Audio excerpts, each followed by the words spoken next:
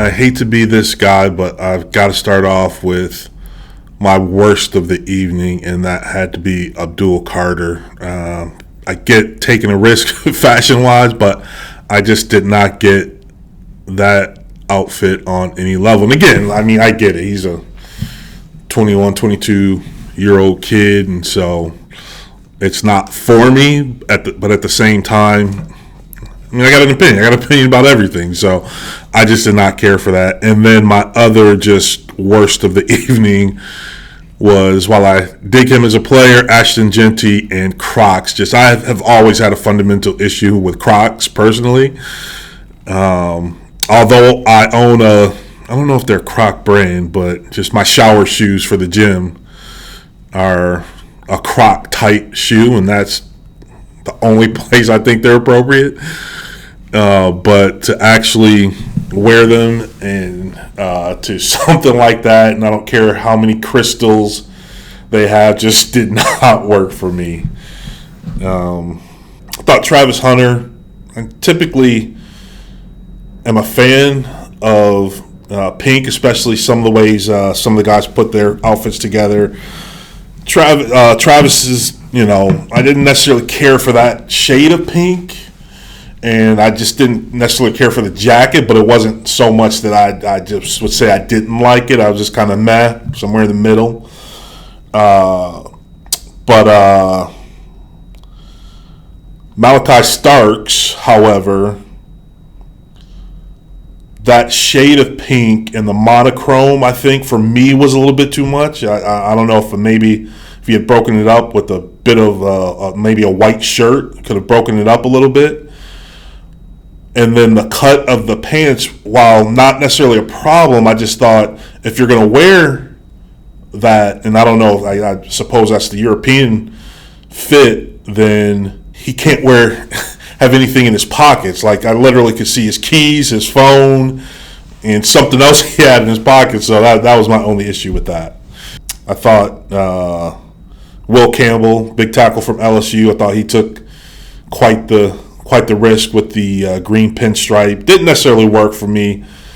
Wasn't the worst thing I saw last night, but it's just, he's a big man, and anytime you wear a distinctive pattern like that, it's going to stand out either in a good way or bad way, and with the green just didn't quite work for me. I'm trying to think who else. I thought Will Johnson looked really good in his white suit, but I think for me the star of the evening, and granted I know it wasn't so much of a stretch, but I just thought Jihad Campbell from the linebacker from Alabama, I just thought he looked really good in his all black ensemble, and I had to give him the trophy for the evening. I thought last night was pretty entertaining. I enjoyed the fashion. I enjoyed the picks. There was a little bit of movement amongst the teams, notably the Giants, who got Abdul Carter at 3 and then moved back into the first round late to get Jackson Dart, who obviously they're viewing as their quarterback of the future, despite having Jameis Winston and Russell on the roster. So Russell will probably be the day one starter, unless some surprise happens, and then Jackson Dart is their quarterback of the future. Jacksonville jumped up and got the guy they wanted, Travis Hunter, who will be, I haven't heard what their plan is for playing him at receiver versus cornerback, but he'll definitely be an exciting player, and he just seems like a good kid. I know he catches a lot of flack because he doesn't necessarily seem like the coolest kid on the block, but he's clearly a great football player, and he seems like a genuinely nice kid. So I hope things work out there in Jacksonville, and he can be one of the sparks to make that happen. Cam Ward obviously went first. Big news was that Shedeur Sanders did not go in the first round, which I think is a bit of a surprise. I'm sure he'll go at some point in the second round. probably earlier than later.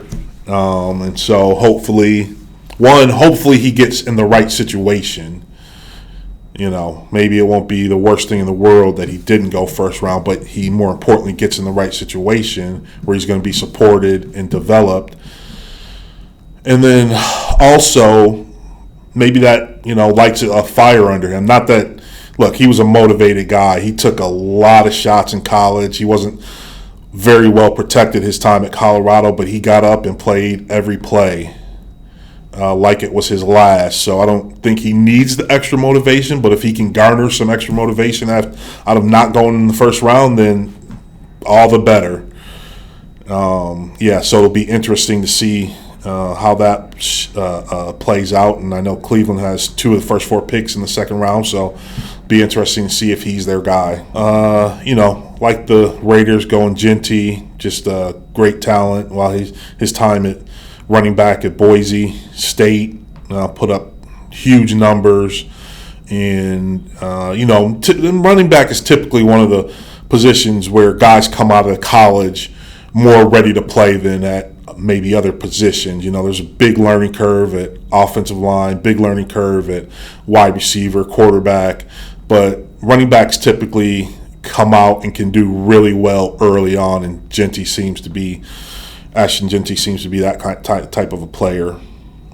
And I thought, I had fun picking on Dallas last year, but I actually thought their pick at number 12, Tyler Brooks, the big guard out of Alabama, thought was like the adults were in the room, and because I figured they were going to go for the splash just because they've been taking so much heat these last 2 off seasons in terms of not being super active in free agency. So I was like, okay, well, here's where Dallas tries to make the splashy pick. I didn't think they were going to move up and try to take Shedeur, because I know that for a while Shedeur was being talked about going in the top 10, but I thought maybe Travis Hunter was there. Maybe they move up to get him, but I liked what they did, right? Football ultimately is a game of big people moving other big people out of the way, and you have to be solid up front, at your first level, offensive line on offense, and your front 7, defensive line, meaning defensive line and linebackers on defense. So I like their pick.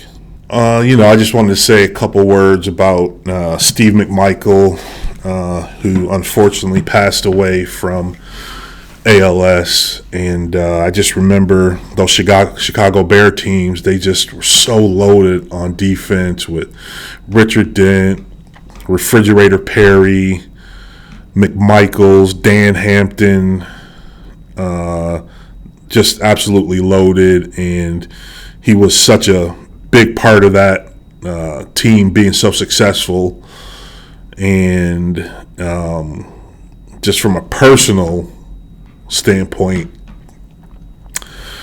fortunately some of my NFL brothers have dealt with a lot of, health issues, maybe associated with football, maybe not. I'm not sure why someone gets something and someone else doesn't, but I gotta just say, ALS is the one that scares me more than anything. Almost, for people familiar, it's almost, or maybe unfamiliar, it's almost like you're a prisoner in your own body, because mentally you have all the acuity that you did when you were healthy, but your body just kind of physically withers away. And at a certain point, there's currently no cure, and at a certain point, unfortunately, you pass. And so just glad to see that he was honored in a nice way, and because he was such a huge part of that 1985 Bears team, and they were historically important because they were just so dominant, even though they only had the one championship. But in that year, it was kind of no doubter as to who was going to walk away with the Super Bowl title. So, my best to his family, and just appreciated the way he played. And, one of the people in 1985, I'm a high school football player, and, he's one of the guys who I not specifically, but at the time, because I wasn't necessarily a Chicago fan, but just appreciated how they played and always wanted to model myself after guys like him who were clearly just pros, meaning, just did things the right way. So I give my thoughts and prayers to his family.